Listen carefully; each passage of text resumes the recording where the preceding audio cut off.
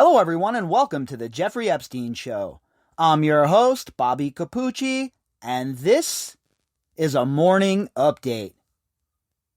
During the live stream last week, we were talking a little bit about trafficking in the states, meaning the various states, as in, Nevada or New Mexico or New York, whatever. And I was talking about how Nevada is one of the worst when it comes to human trafficking, and how it is really, really a dangerous place for women who are working in the sex trade. And now, remember, Nevada has 19 legal brothels as well. And you would think that with the legal brothels, it would afford these gals a bit more safety, a bit more of a safe environment to ply their trade, as opposed to out on the streets. But, like with everything else, there are so many loopholes within the law that it's exploited, and the brothels are used to traffic these girls as well. Not anywhere near the extent as it happens illegally in Nevada, mind you, but if we're going to have prostitution legal in Nevada, then I think it needs to be probably the most regulated industry going.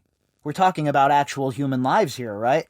And if there's an issue, which according to several people and reporters there is, of the brothels being used as a place to traffic these girls, then they're going to have to face the music.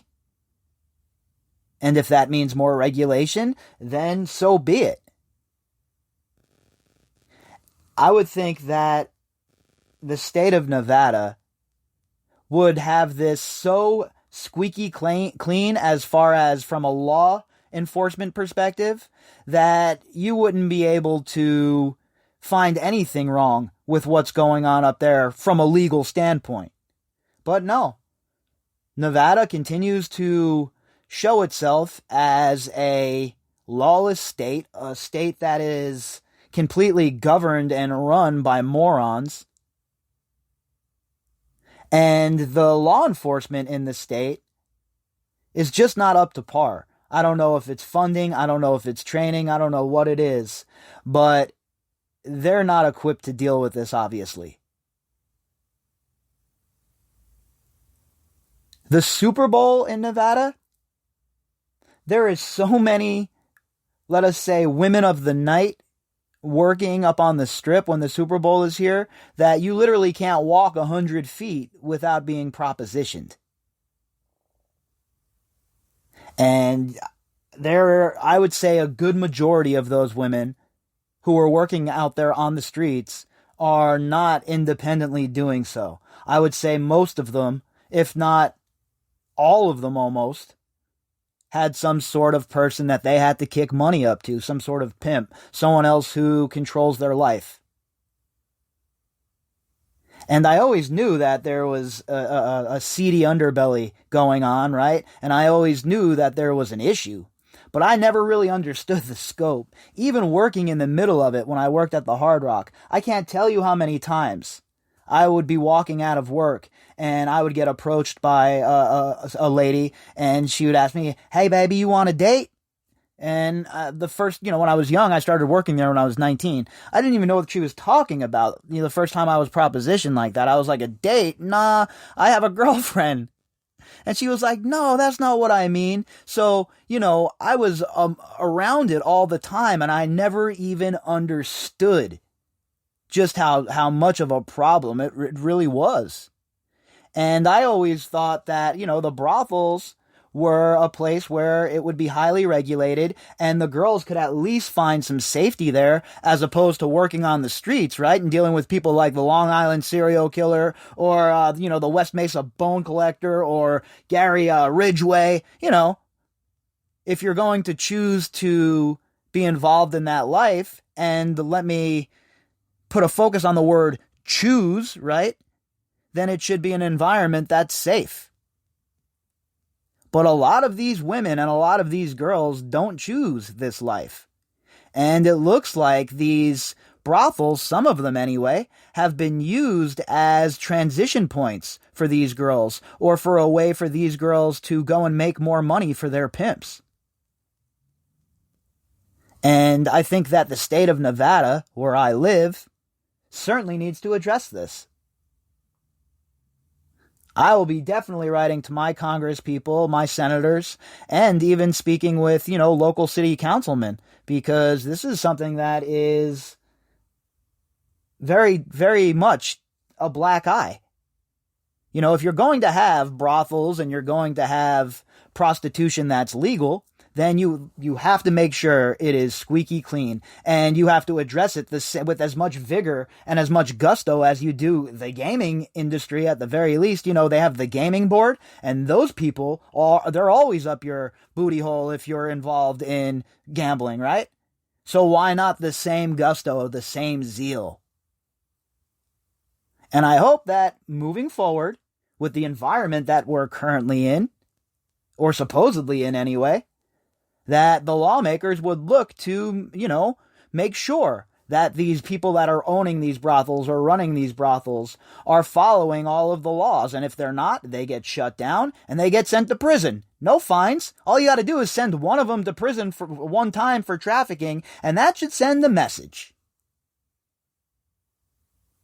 Let's jump into this article from SierraNevadaAlly.org and see what the author, Brian Bahuth, has to say about the trafficking situation in Nevada. Headline: Nevada's illegal sex industry is the nation's largest and a hub for sex trafficking. That's jaw-dropping shit to me right there. I have a lot of females I care about, a lot of family members and friends who have daughters. And to know that I live in the nation's largest and the biggest hub for sex trafficking is just jaw-dropping. It's embarrassing, too. If you're listening to this show right now and you're in Nevada, Las Vegas, Reno, wherever you may be, I really hope that you keep this in mind when you're voting, right? Let's make sure we vote in good people. People who get it. I'm not here to say that this industry should be shut down. That's not my place. All right? What I am saying, though, is if it's going to be an operation, that it needs to be regulated correctly. And there needs to be a ton more resources dumped into the Las Vegas Metropolitan Police, their vice unit, and their human trafficking division. Because, folks, Nevada, we got a problem. A patchwork of municipalities in 7 of Nevada's 17 counties are the only places in the nation where selling sex for money is legal. Now, when you drive from Las Vegas up to like Reno or anywhere north, you run into a bunch of these brothels and you drive by them. It's always surreal for me when we're driving by. I always feel like I'm in like the Old West, right? Like Deadwood or some shit.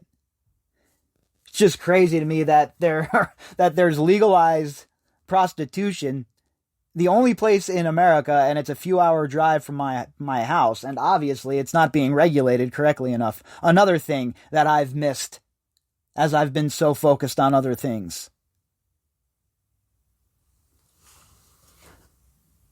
Nevada has a total of 19 brothels as of this writing, but the state's legal brothels are tiny by contrast to a much larger illegal sex industry, by one estimate, the nation's largest. And that's really what I'm focused on, right? I mean, the brothels are one thing, and it's an embarrassment if they're not regulated correctly. 100%. But this street trafficking, this level of street trafficking we see in Nevada, and the abuse that you see these girls go through. I mean, there's a street called Boulder Highway in Las Vegas, probably about, I'd say, 5.5 miles from Las Vegas Boulevard. And all you have to do is drive down it. Start at, say, Sahara and Boulder Highway, and drive all the way down past Tropicana to about Russell. And it looks like The Walking Dead. Pimps everywhere, John's cruising, ladies of the night. And all of that is so highly, highly unsafe for these women. I mean, how many of them end up disappearing without anybody knowing? The only resource you really have is like NamUs, and the police, their resources obviously are their ear to the street and sources and other people that these missing women might have hooked with or whatever. But how many of them slip through the cracks? How many of them go missing? And how many of them fall prey to sick, violent criminals that are still walking around amongst us? I mean, look how long Gary Ridgway operated up in the Washington area. 20 years or so, the Green River Killer, going down to the SeaTac, picking up hookers, and then murdering them and burying them or, throwing them in the river or what have you, and then coming back to do disgusting deeds with their bodies once again after they've decayed and decomposed. How many other sick sons of bitches are running around like that right now as we speak? I would say a lot, folks. Brothels are not legal in Washoe and Clark counties, home to the state's largest population centers, Reno, Sparks, and Las Vegas, respectively. Now, that's one thing people always get confused. They think that prostitution is legal in Nevada. It is not legal in Nevada. I mean, in Las Vegas. It is Clark County. So you can drive an hour away up to Pahrump, and it's legal there. But in Las Vegas itself, in Clark County, the city of Las Vegas, the surrounding area, prostitution is not legal. So if you're coming here and you think that you're going to the Las Vegas Boulevard, the Strip, and picking up a prostitute is legal and you won't get in trouble, you're wrong. That shit is not legal. I would not be engaging in that if I were you. And it's not only dangerous for the women. I have heard countless stories of Johns getting rolled by pimps and others who set up robberies via hooking up with a prostitute, etc. So if you think you're coming to Vegas and it's a good idea to do that kind of stuff, not a good idea. Do not engage in it. It will not end well for you most times. When she was 17, Becca Charleston ran away from home in Texas. A trafficker sold her into servitude in a Nevada brothel. Jeez. Charleston said she was held in virtual captivity in a legal Nevada brothel, regularly raped and forced through violence and other abuse to perform sex acts for money. Now, my guess is that she was sent to the brothel, and like I was talking about, the brothel was used as, quote-unquote, the middleman, right? A place for her to go and make money where the pimp knew that she was going to end up turning tricks and bringing that money home to him. Now, how is there a way to make sure that the women who are working in these brothels are doing it of their own accord and not being forced to do so? I guess that's the tricky question, and the question that's certainly above my pay grade. I think it's a very fine line to walk. There certainly are women out there who have chosen this as their profession, just like with pornography and other things, for sure. So I'm not qualified to make them kind of decisions for sure. But I will tell you this, something must be done, because it's obvious that this kind of thing happens. How many of these girls that are being trafficked have been groomed by their pimps or have been molded into a person who is very easy to control and who easily gives up their money to the pimp after being forced into sex work? It's human conditioning, and we see it with street girls all the time. And, it's thinking about it now, it's rather obvious that they would exploit legal brothels as well. There's a lot of money to be made there, and wherever there's a lot of money to be made, you can guarantee scumbags are going to be at the trough. There's this idea that somehow by legalizing it and kind of quarantining it within these brothels that it makes it safe and healthy, Charleston said during a webinar in November 2020 sponsored by the National Center on Sexual Exploitation, NCOSE. Well, I was actually trafficked through the legal system. My trafficker would use the brothels as a form of punishment. Wow. Wow, wow, wow. All of this needs to be evaluated, and this is all something that needs to be looked at because I'll tell you what, as if it's not bad enough, right? You're getting treated like absolute garbage on the street by your pimp, and then you think, well, I'm going to go and try and do it legally, and still you get treated like trash. Now, again, I'm not saying that this is part and parcel for every brothel. I don't know. I haven't done the research enough to dig in. But what I will tell you is this. They should not be used as a middleman ever for an underage girl. There needs to be stringent procedures in place and regulations when it comes to this sort of work.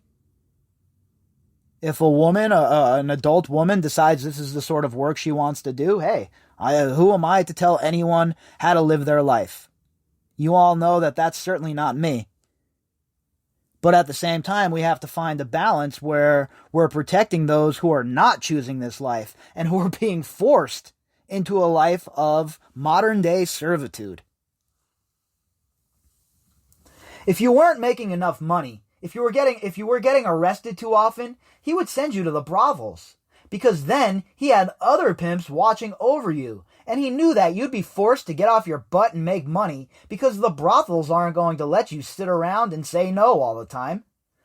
And what would happen, my guess would be, is they'd be forced to do it. If they didn't make the money at the brothel, they'd come home and the pimp would beat the crap out of them.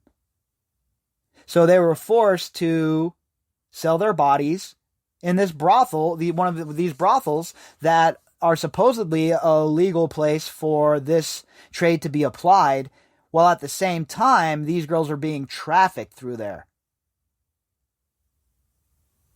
It is very disgusting to think that some street pimp would send one of his street girls to a brothel as punishment. Let that sink in, folks. And I think that alone right there tells you that the industry is something that needs further look.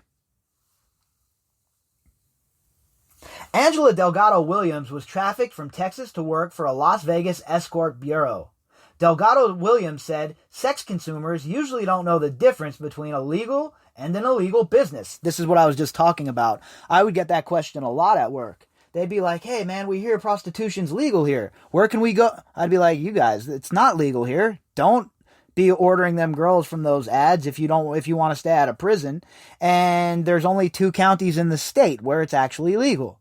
People come to Vegas and they assume that you can just pretty much do whatever you want in this place. And that certainly is not the case.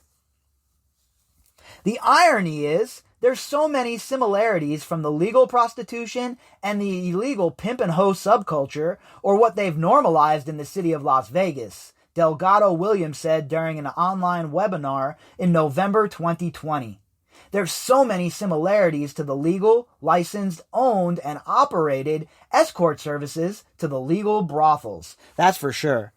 When it comes to the escort services, they are everywhere in Las Vegas. The advertisement for them anyway. You can't walk down Las Vegas Boulevard without being absolutely bombarded with people trying to give you a card or offer you a ride to this strip club or that strip club. It's an insane amount of literature that they hand out trying to get you to go to these places or to order a girl up to your room or whatever you want, basically. And the authorities, for the most part, when it comes to that kind of stuff, the escort business, they look the other way. Now, they'll go after street girls, right? I've seen them go after a ton of street girls. But the escort situation, unless they get caught up in a sting, for the most part, So they're making loopholes and allowing escort services to pay taxes and get licenses and buy a business license to sell women. And it's understood, when the women go to get hired into these escort services, that they're going to go to a hotel room and service a sex buyer. Yeah, That's what it is. Look, we all know the cover story is, oh, I'm being paid for my time. We know that's not the case, especially with high-end escorts, right? People are paying big money for this stuff. They're not paying for their time. They're paying because they have carnal desires that need to be satiated. That is what they're paying for. Legal brothels. Much of the justification for the legal sex industry in Nevada is that state and local laws protect sex workers. So far, so good, right? That's, if you're going to work in the sex work field, I think it should be regulated and stuff. I think it's a good idea. Look, I'm not naive enough to think that we're going to stop this kind of thing, just like with drugs. So we have to find a way to regulate it and make it as safe as possible for the people who are participating in it. Brothel employees must register with local police and submit to weekly tests for gonorrhea and chlamydia, and once a month for HIV and syphilis. Okay, definitely another good thing. The health of these girls is paramount. What, just because they want to be sex workers, they shouldn't be taken care of or well thought of? I think that's ridiculous. So I think this is also a very good thing. Tests for disease to make sure people are healthy. You haven't lost me yet, guys. Let's continue. Condoms are mandatory for all sexual contact. Legal sex workers have emergency buttons that summon security if needed. Access to legal brothels is highly restricted. Again, this is a good thing in the framework of it, right? If you're going to work in that industry, it should be regulated, and you should be protected from pimps, anyone else, and, mind you, that money, or a great majority of it, besides whatever fees you pay for using the brothel, that money should all go to the person who is working in the brothel. Not some dirtbag pimp who is beating the shit out of them, making them go to sell their body, and then taking all of their money.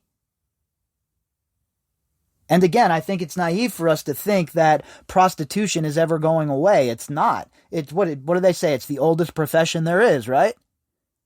So just like with drugs, I think that we have to try and regulate this somehow, try and make it as safe as possible for the people who are participating in it.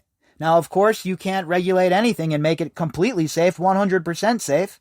This is a risky behavior, and sometimes there are pitfalls that come along with that. But those pitfalls shouldn't be getting beat by your John or being owned by some pimp. Jennifer Barnes is a madam at the Mustang Ranch in Story County and has worked in Nevada's legal sex industry for 27 years. Barnes says that because brothels are closed to prevent the spread of the coronavirus, the state is forcing sex workers out of the legal setting and into an unregulated illegal industry. Few dispute that the illegal sex trade is inherently dangerous. I agree, but what are you going to do? That's a very close contact industry, right? And with the coronavirus pandemic raging, I don't know how a brothel would even think that they're going to stay in operation. Then again, you know what? People have an itch that needs to be scratched. And even during a pandemic, I am sure that there are people who are engaging in such activities. So I don't know. Like these girls who worked at these brothels now, they have to work. So are they now engaging in very risky behavior and selling their bodies on the street to a potential Gary Ridgway or Ted Bundy or Long Island serial killer or insert psychopath here? It's really a fine line. For Barnes, the closure of legal brothels affords a glimpse of what a brothel ban would look like. She told the stories of women who worked at the Mustang Ranch but left Nevada to work as escorts in other states when the brothel closed due to COVID-19 concerns. You know, I guess I never really thought about it. People gotta work, right? And the band plays on. As sad and depressing as it sounds, the band plays on.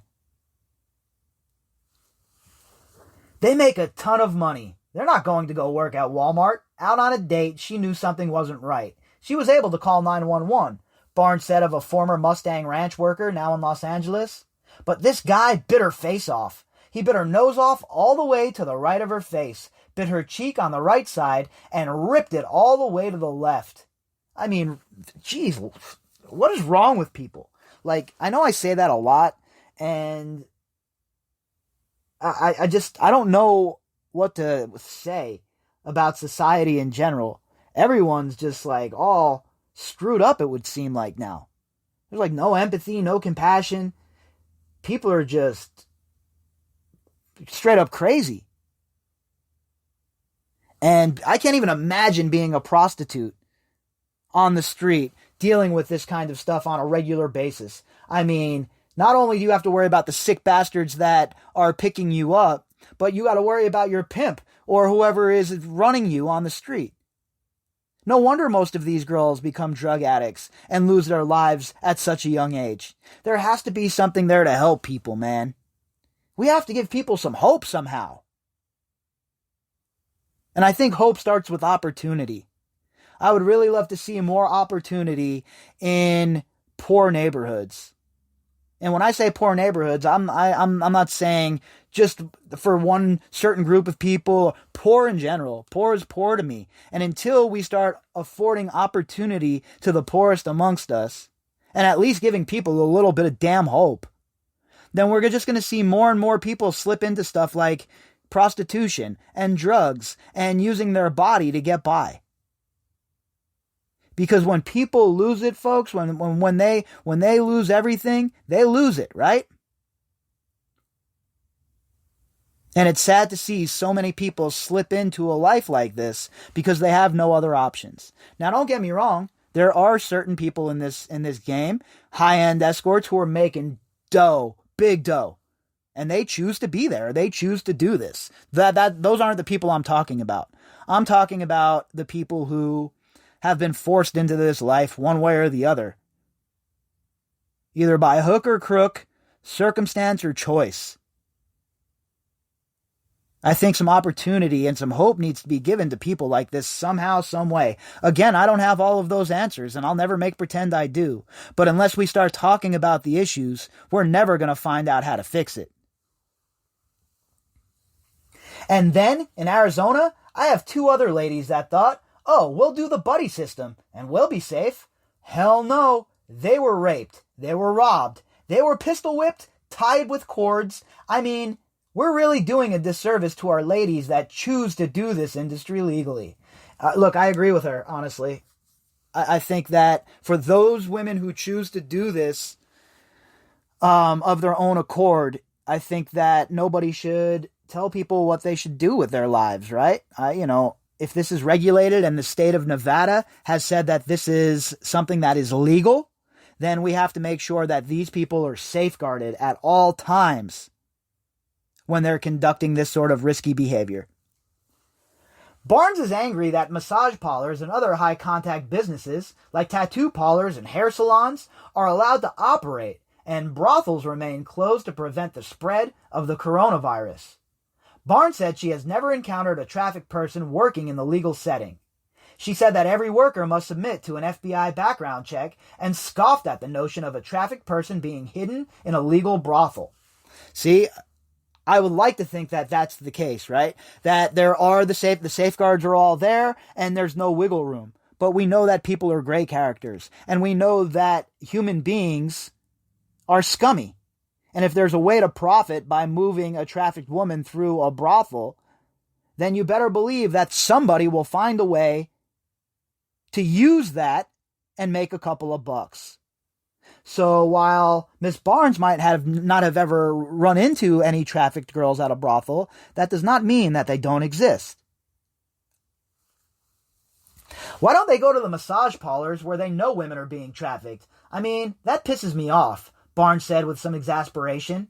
It makes me so angry because the government is fixated on our legal industry, rather than going out and helping the women that are being trafficked, that are being abused, that are working in underground massage parlors. I agree with that, 100%. There needs to be a huge crackdown on those massage parlors. And I'm talking about here in Las Vegas, folks. I can't talk about elsewhere, right? Like I always say, I'm going to clean up my backyard before I look in my neighbor's and start complaining. So now that this has come to light for me, and I've been doing this research lately the last few days and digging into the trafficking issue here in Nevada, well, I'll tell you what, these massage parlors definitely need to be looked at, and they need to be looked at harshly. What about the police?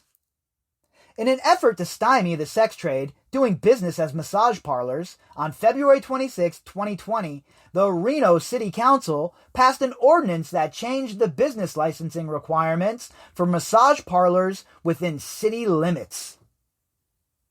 The terms massage parlor and massage therapist are not the same.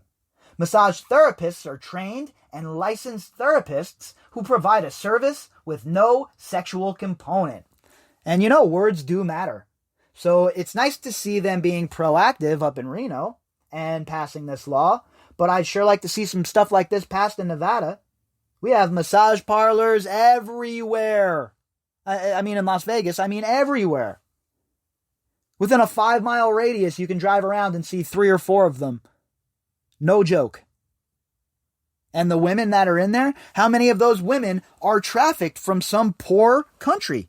How many of those women come from terrible circumstances and all they wanted to do was leave their country and come to America?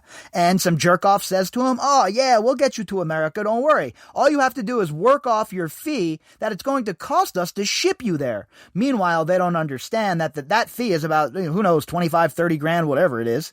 And now they're making 2 cents a day. So they're in servitude, right? They might as well be serfs. And that's what these scumbags do. That's what's going on in these massage parlors, these gross-ass places that people like so-called member of elite society Bob Kraft likes hanging out in. A massage parlor will likely not have a certified massage therapist. They may offer table showers and other potentially sexual services that lead to a happy ending massage. Really, a happy ending massage.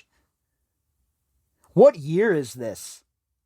Let me give you guys all a little bit of advice, okay? Stay home. Don't go get the happy ending massage. Don't go to the massage parlor. Go to a massage therapist, okay? One thing we should have learned with the Jeffrey Epstein case and massages is, if you're not going to a place of repute, what are you doing? Reno's new licensing requirements include a federal background check for massage parlor owners. Around-the-clock operations are prohibited. No tinted exterior windows are allowed, and no ATM machines can be on site. Well, okay, that's kind of ridiculous. Okay, I'll be right back. I'm going to run to the corner store and go to the ATM.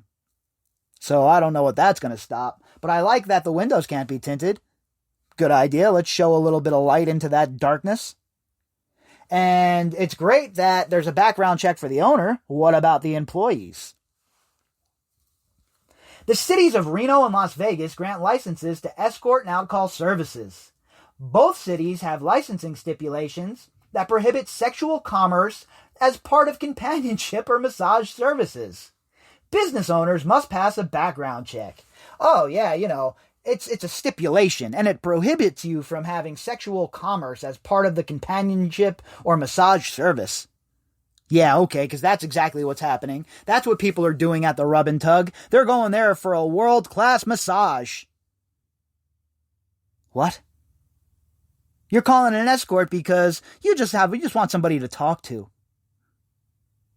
These politicians, the city council, and the rest of the corrupt bastards, especially here in the state of Nevada, are some of the most disgusting grifters in the history of the world, folks.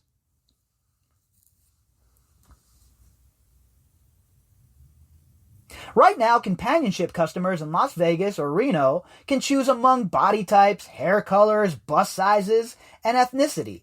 Many of the images are explicitly sexual in implication.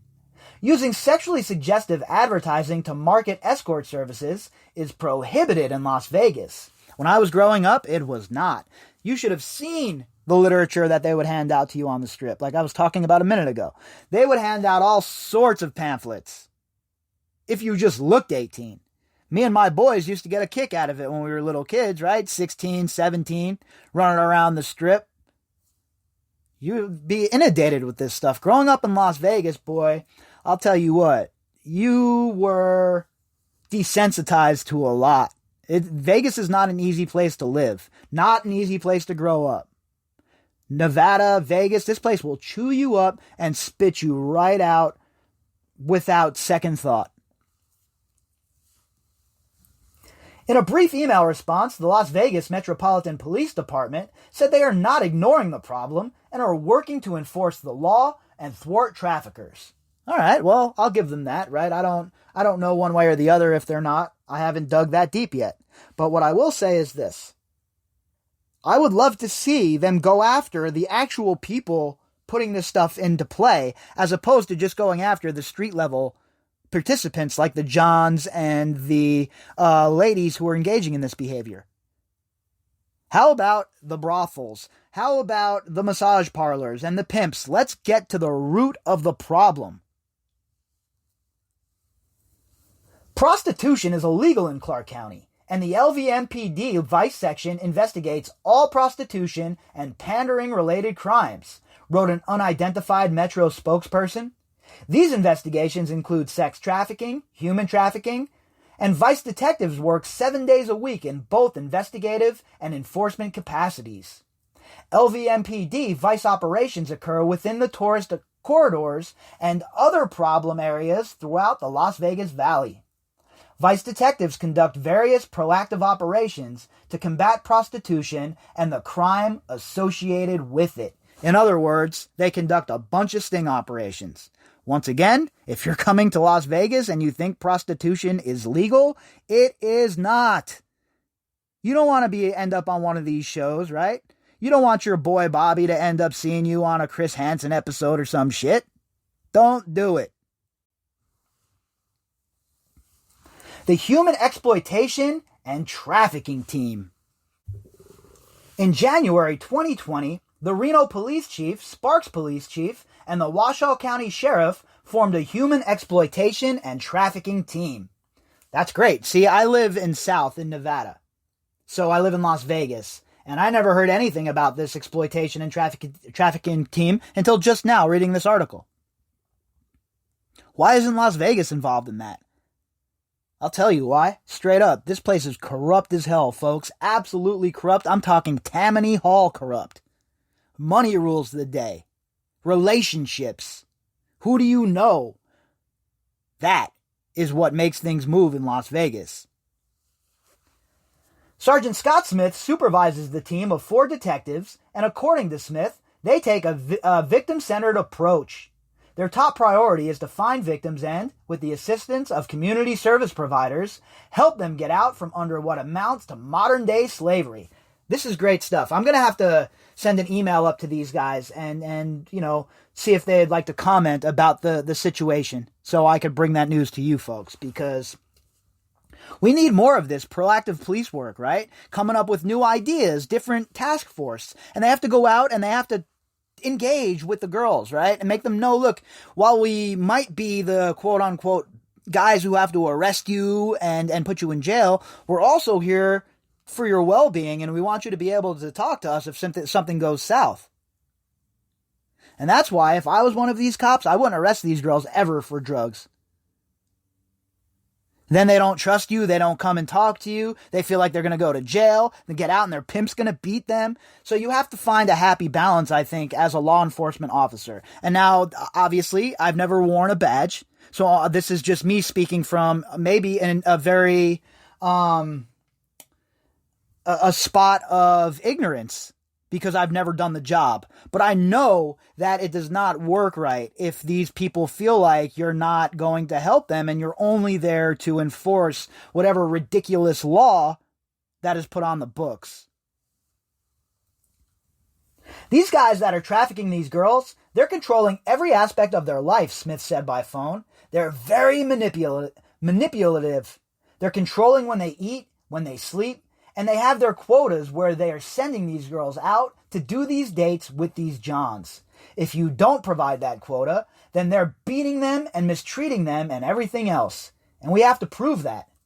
And a lot of times it's hard to prove that because the girls won't rat out on their pimps because the grooming process has been so heavy for so long.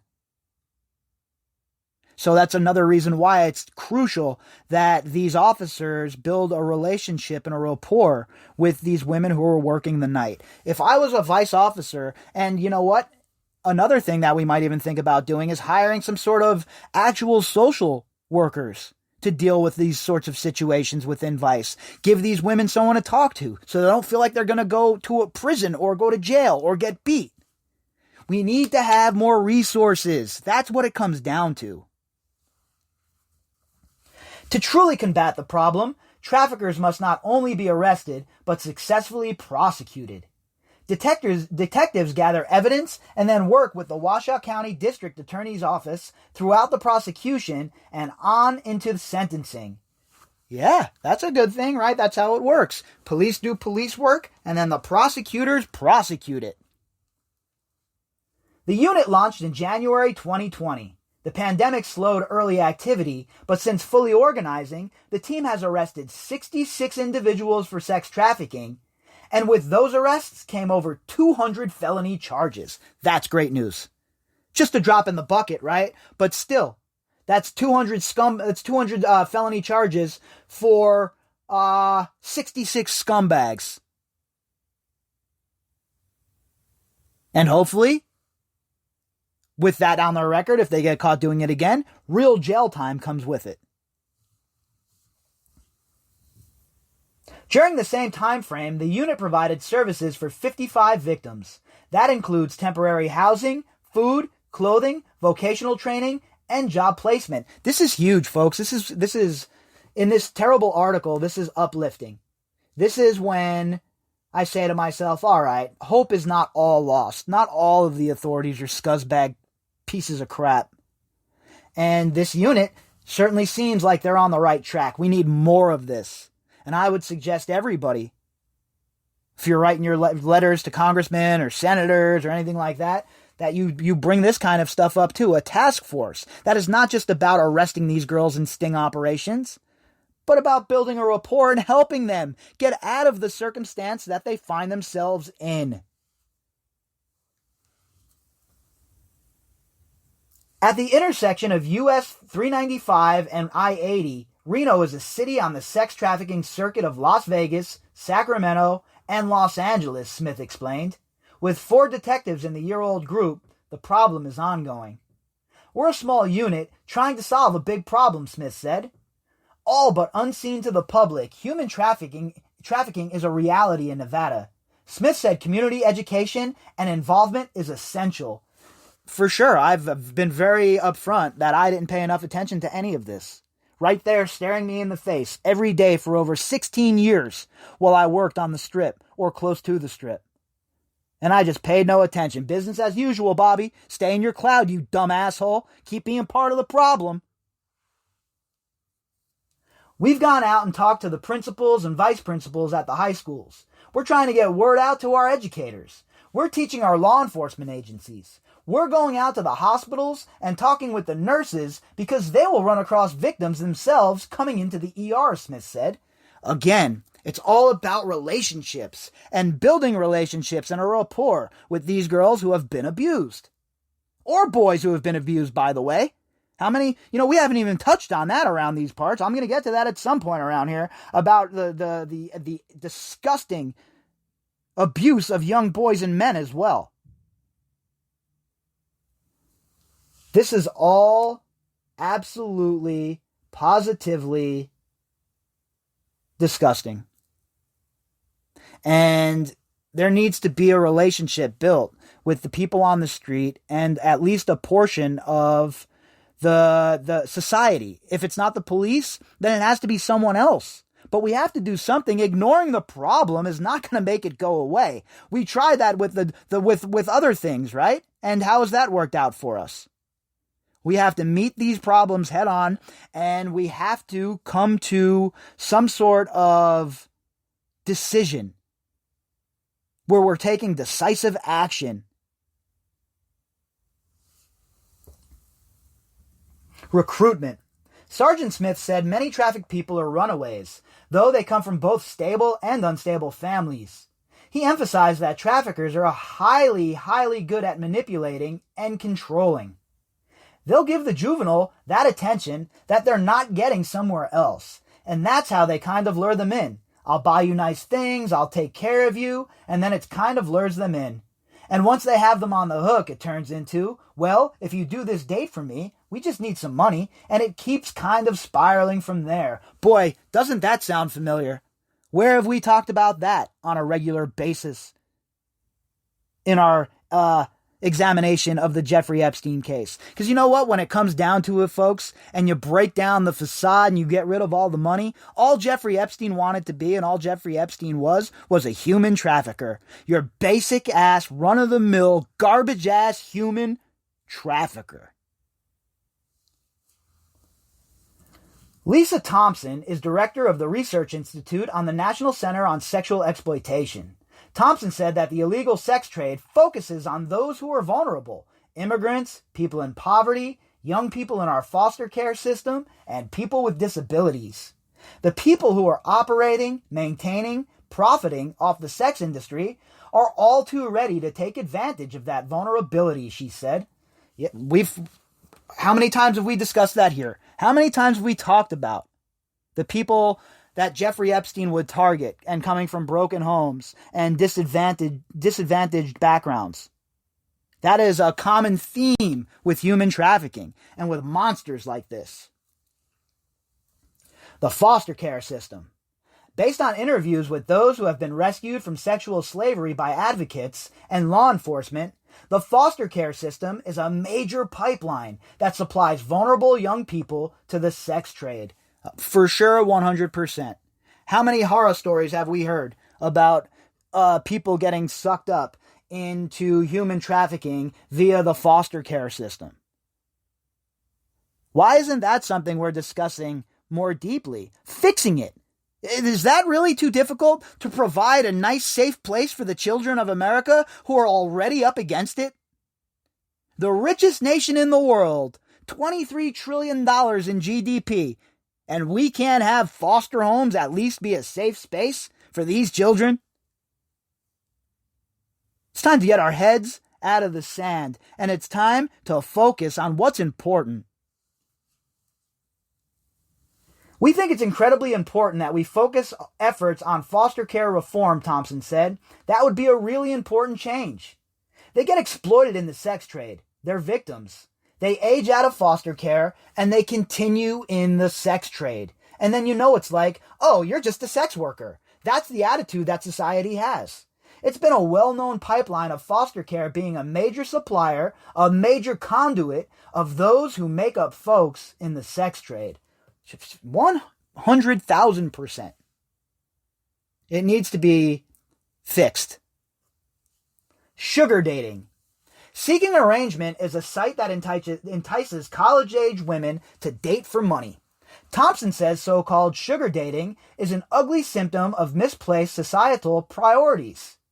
More and more young people are, especially like young women, in their early or late teens, early 20s, are getting caught up in the sex trade, particularly through these websites like Seeking Arrangement, which make it seem like this is a great way to make some money and pay for college. But to me, this is a real indictment on our country. If we're telling young girls, we're not going to invest in you, we don't believe in you, the way for you to just get through college is to prostitute yourself.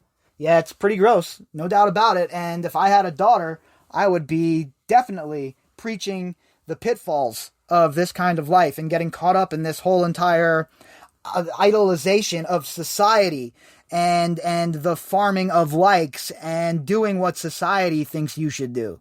It's really a dangerous situation. I can't even imagine being a parent. Is that really the best America can offer its young women, is prostitute your way through college? This is the message that's become so normalized. And I think people would be really staggered if they talked to the young people in their lives who are in college and just asked them, how many friends do you have who are engaging in online prostitution? And I think you would be blown away by the answers that they get. Wow. Look, I don't know anyone in college anymore, really, but I'm sure that it is something that is occurring quite a bit, especially here in Nevada, here in Las Vegas. Everything is glitz and glam and keeping up with the Joneses and having the nicest stuff and the most designer gear, the freshest car, the dopest gear. You got to have it. All the bling, all the ice. And people get caught up in that shit, especially people who are not from here originally. The lawsuit. Do Nevada's legal brothels help create the context for the nation's largest illegal sex industry? Becca Charleston and Angela Delgado Williams were plaintiffs in a lawsuit brought against the state of Nevada, the governor, and the Nevada legislature. The governor is named in his official capacity only. The complaint filed in March 2019 in the U.S. District Court of Nevada requested that the state declare the laws that legalize brothels be deemed null and void, along with the county codes that enable legal prostitution in Elko, Lander, Lyon, Mineral, Nye, Story, and White Pine counties. The complaint claimed that the plaintiffs were directly impacted and harmed by virtue of the existence of the legal sex industry. Having a legal system creates a context for a much larger and totally unregulated sex industry that is rife with trafficked people. See, I don't know enough about this, right? These people, this is what they spend all their time doing, working as advocates. But I would think that having a highly, highly regulated, way more regulated than now even, industry where women who choose, let me reiterate, choose to do this, have a safe place to do so. I think that would be a good idea, right? But again, this isn't in my wheelhouse. I am more than willing to have my opinion moved. What I will say is this: I know that the streets are not a safe place for women of the night. Wherever prostitution has been legalized, the illegal prostitution industry has exploded, said Benjamin Bull, chief legal counsel for the National Center on Sexual Exploitation. There are a variety of reasons why, and sociologists can explain why, but in Nevada, for example, prostitution is legal in few relatively small counties. As a result of that, prostitution is illegal everywhere else, but it's de facto permitted everywhere. Again, with a wink and a nod, and they basically license escort services, and they require escorts to get some sort of physical examination or health examination once a year. But everybody knows that the crime of prostitution is not enforced. In Las Vegas, good grief. The motto of the city is, what happens in Vegas stays in Vegas, right? That is how the city is packaged. Mr. Bull really isn't wrong about how we package the city. That's what we're selling here. Let's be very clear what Las Vegas is selling. Sin City, sex, drugs, gambling. Maybe not in that order, but that's what we're selling here in Las Vegas. Sprinkle a little entertainment on the side. So it would be crazy to think that they are highly cracking down on escorts and stuff in Las Vegas, because it's just not the case. Certainly not these high-priced ones. The district court dismissed the case. The plaintiffs appealed on December 10th. The U.S. Ninth Circuit Court of Appeals issued a decision in Charleston v. Nevada affirming the district court's decision. Benjamin Bull said he doesn't see the ruling as a loss. They should have said dismissed with prejudice, don't come back, Bull said. All they did was say, you sued the legislature and you sued the state, and they have immunity, so you don't have standing to sue them.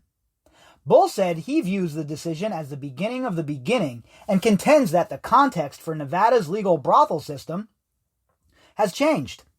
This is not the 50s or the 60s or the 70s or the 80s, Bull said. This is the era of the hashtag #MeToo movement, the era of Jeffrey Epstein. It's the era of Harvey Weinstein. And I agree, if you're going to get the needle moved, now is the time. Now is the time to get things going. If you're trying to get some laws passed, you're trying to sue, now's the time. Melissa Holland serves as the founder and director of Awaken, based in Reno. Since 2010, according to Holland, Awaken has helped roughly 600 women get out of sexual slavery. Holland says having a legal sex trade sets a context that creates a massive illegal sex trade. And you see, these are the sort of things that definitely can come with it, right? And that's why I said my opinions can certainly be moved when it comes to all of this. I need to do more research and read more from people really in the know to understand the true ramifications. And that's what I like to do. I like to get as much information as I possibly can without going into something with a concrete opinion right off the bat. And then let the evidence move me wherever it may.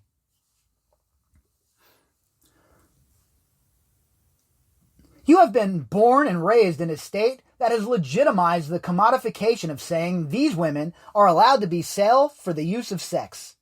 We get to look at women as that potential. As a result, our whole state has become a sex tourism state. Jennifer Barnes disagrees and says legal brothels are not responsible for the illegal sex trade in Nevada. I really like how Sierra Nevada Ally here is giving both sides of the story, letting two people with consenting views get a moment to talk about why they feel the way they do. There needs to be more of this in reporting, not just the echo chamber shit. The legal and illegal industries don't go hand in hand, Barnes said. It's either you're going to protect the ladies and the clients that choose to do this industry in a safe, legal, regulated environment or not. And now, the ones that are choosing to do the legal side are being pushed to be on the illegal side by being closed to prevent the transfer of the coronavirus. So they're making our legal ladies criminals. I don't know if, obviously, I agree with her about the whole coronavirus thing. I understand that she's frustrated and she wants to make some money, but I don't know if brothels are the best place to be open right now. Again, I'm not a scientist, though. It's really not my decision. I'm just a guy with a beard and an opinion. So, with $1.50, you could take my opinion and the $1.50 down to the local corner store, and you'll get yourself a cup of coffee. But besides that, Nevada lawmakers rejected an effort to ban brothels in the state during the 2019 legislative session. Senate Bill 413 died without a hearing in the Senate Judiciary Committee.